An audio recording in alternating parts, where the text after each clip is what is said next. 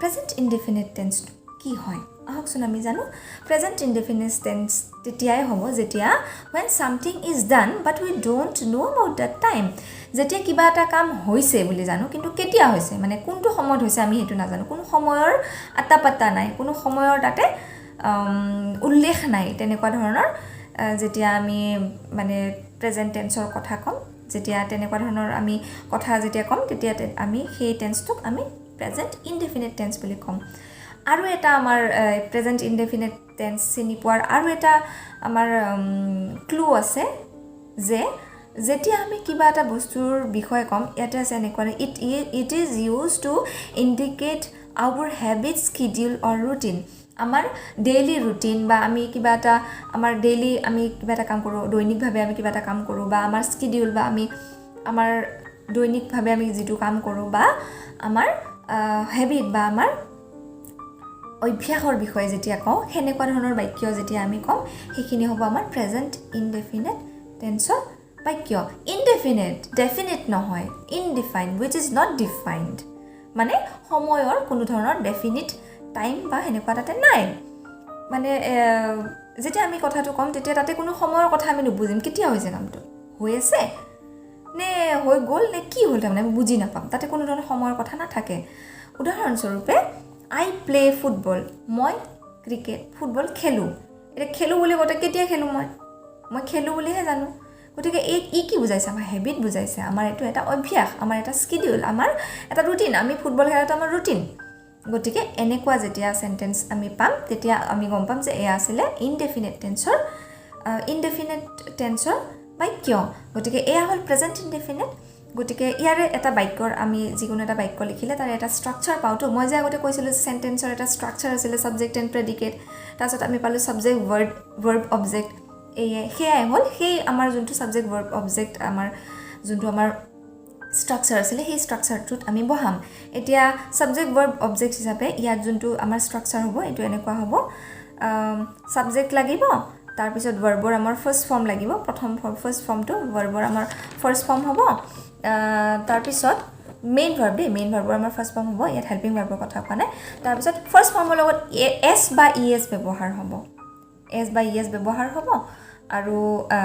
লাষ্টত অবজেক্ট লাগিব এতিয়া এছ বা ইএছ সবৰ লগত ব্যৱহাৰ নহয় কিহৰ লগত ব্যৱহাৰ হ'ব সেইটো আমি জানিম যেনেকৈ আই প্লে ফুটবল মই ফুটবল খেলোঁ এতিয়া সেনেকৈ বুলি কোৱাৰ লগে লগে তাতে কোনো ধৰণৰ আমাৰ এছ বা ইএছৰ ব্যৱহাৰ হোৱা নাই কাৰণ মই মোৰ কথা কৈছোঁ ফাৰ্ষ্ট পাৰ্চন মই নিজৰ কথা কৈছোঁ হয়নে তাতে কোনো ধৰণৰ এছ বা ইএছৰ দৰকাৰ নহয় গতিকে আমি নৰ্মেল যোনটো আমাৰ চেণ্টেন্স ষ্ট্ৰাকচাৰটো পালোঁ সেইটো কি আছিলে ছাবজেক্ট মেইন ভাৰ্বৰ ফাৰ্ষ্ট ফৰ্ম কোনটো আছিলে প্লে হ'লে ফাৰ্ষ্ট ফৰ্ম প্লেড হ'লে ছেকেণ্ড ফৰ্ম প্লেড হ'লে থাৰ্ড ফৰ্ম হয়নে আমি যিকেইটা ভাৰ্বৰ লিষ্টত ভাৰ্বৰ ফৰ্ম পাইছিলোঁ তাৰে ফাৰ্ষ্ট ফৰ্ম ব্যৱহাৰ কৰিম তাৰপিছত আমি এছ বা ইএছ ব্যৱহাৰ কৰিম যেতিয়া আমি থাৰ্ড পাৰ্চনৰ কথা ক'ম তেতিয়া আমি থাৰ্ড পাৰ্চন ছিংগুলাৰ নাম্বাৰৰ কথা ক'লে আমি এছ বা ইএছ ব্যৱহাৰ কৰিম আৰু অবজেক্ট ব্যৱহাৰ কৰিম আমি ফাৰ্ষ্ট পাৰ্চন ব্যৱহাৰ কৰিলে তাতে অকল ফাৰ্ষ্ট পাৰ্চনটো ব্যৱহাৰ কৰিম আৰু মেইন ভাৰ্বটো ব্যৱহাৰ কৰিম আৰু অবজেক্ট ব্যৱহাৰ কৰিম সাবজেক্ট মেইন ভাৰ্বৰ ফাৰ্ষ্ট ফৰ্ম আৰু অবজেক্ট যেনেকৈ আই প্লে ফুটবল মই ফুটবল খেলোঁ তাৰপিছতে আহিল আই ছিং আ ছং মই গান গাওঁ এতিয়া মই গান গাওঁ বুলি ক'লে মই গান গাওঁ এইটো মোৰ হেবিট মোৰ এটা স্কিডিউল মোৰ এটা ৰুটিন মই গান গোৱাটো মোৰ ৰুটিন চি ৰাইট আ লেটাৰ তাই কি লিখিছে এখন লেটাৰ লিখিছে এখন চিঠি লিখিছে তাই কিন্তু ইয়াত কোনো সময়ৰ কথা নাই গতিকে এয়া হ'ল ইনডেফিনিট টেন্স প্ৰেজেণ্ট ইনডেফিনিট টেন্সৰ কথা এতিয়া তাৰপিছত আছিলে আই ইট ৰাইচ মই ভাত খাওঁ বা খালোঁ বা খাইছোঁ তো মই ভাত খাওঁ বুলি কোৱাৰ লগে লগে মই ভাত খাওঁ এইটো মোৰ এটা অভ্যাস হয়নে গতিকে আমি ইয়াত নাজানো যে মই যে ভাত খাওঁ কোনটো সময়ত ভাত খাইছোঁ সেইটো আমি নাজানো ইয়াত মোৰ অভ্যাস বা মোৰ ৰুটিনটোৰ কথা কোৱা হৈছে গতিকে এয়া হ'ল আমাৰ প্ৰেজেণ্ট ইনডেফিনিট টেন্সৰ এক্সাম্পল এতিয়া আমি আহিম এতিয়া চেণ্টেন্সত আমি প্ৰেজেণ্ট ইনডেফিনিট টেন্সক এতিয়া তিনিটা চেণ্টেন্সত আমি ভগাম চেণ্টেন্সকেইটা কি আছিলে তিনিটা চেণ্টেন্সত আমি কৰি চাম মানে ট্ৰাই কৰি চাম কেনেকুৱা হয় সেইখিনি আমি জানিম তিনিটা সেন্টেন্স আমি কি কৈছিলে এফাৰ্মেটিভ সেন্টেন্সত কৰিম নেগেটিভত কৰিম আৰু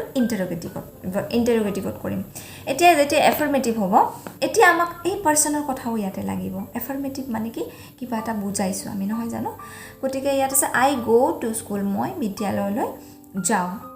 ইয়াত কি বুজাইছে আমাক অভ্যাস বুজাইছে এটা ৰুটিন বুজাইছে বিদ্যালয়লৈ যোৱাটো মোৰ ৰুটিন এটা আৰু কোন গৈছে ফাৰ্ষ্ট পাৰ্সন মানে মই গৈছো গতিকে ভাৰ্বৰ লগত কি আহিব es বা s যোগ নহয় কাৰণ মই নিজৰ কথা কৈছো first person singular number I go to school এতিয়া আহিল সেকেন্ড পাৰ্সন হি মানে সৰি হি নহয় তুমি ইউ বুলি ক'লে তুমি হয়নে ইউ গো টু স্কুল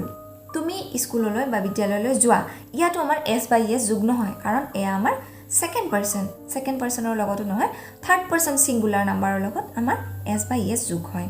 গতিকে আমি এখিনি গম পালো এতিয়া ইউ গো টু স্কুল তুমি বিদ্যালয়লৈ যোৱা এটুত আমি কি গম পালো যে আমি সেকেন্ড পাৰ্সন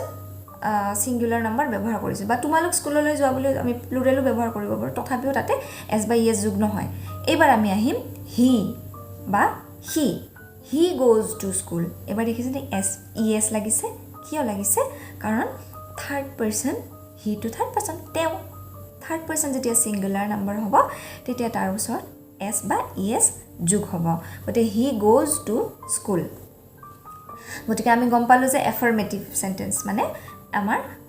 প্ৰেজেন্ট ইনডেফিনিট টেন্সত এফাৰ্মেটিভত আমি কৰিলে কেনেকুৱা হয় আমি গম পালো এবাৰ আমি আহকচোন নেগেটিভত কৰো কেনেকুৱা হয় নেগেটিভত কি লাগে চাও এতিয়াও আমি সেই যে গুটেখিনি ৰুল আমাক লাগিব দে ইয়াতে আমি যিমান পঢ়িলো পাৰ্সনৰ ৰুল পঢ়িলো হয়নে পাৰ্সন পঢ়িলো আৰু